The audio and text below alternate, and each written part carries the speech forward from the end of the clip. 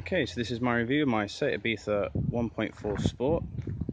The Sport actually only gets you an extra 6 brake horsepower from the standard model, so I wouldn't exactly go to call in Sport a necessary item to have.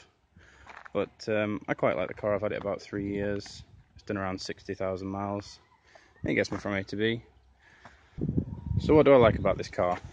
One of the main things, surprisingly enough, is the aux cable adapter, which is nested pretty neatly in there.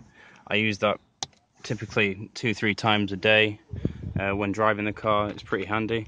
It's a pretty basic interior, but it's pretty spacious inside for a 3-door car.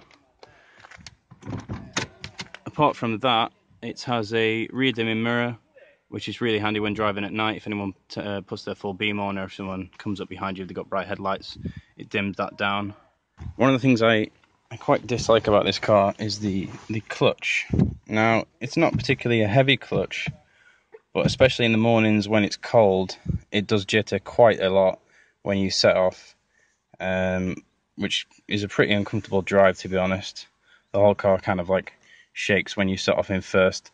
It's also quite flat in first gear. To say it's the Sport Edition, it's not very sort of nippy. Pretty decent sized boot in it. If you actually take this down and fold the seats forward, I've actually had a full bath suite in here before, bathtub and everything, so that actually folds down to be quite a large area if you're trying to transport goods. I've been doing it at my house at the minute, so it's been quite handy. All the seats kind of fold down here. You can take the headrests out and it'll fold down to one complete flat surface, so that's really handy. The standard alloys on the car I think are pretty nice. They're the ones that actually came with it from the factory.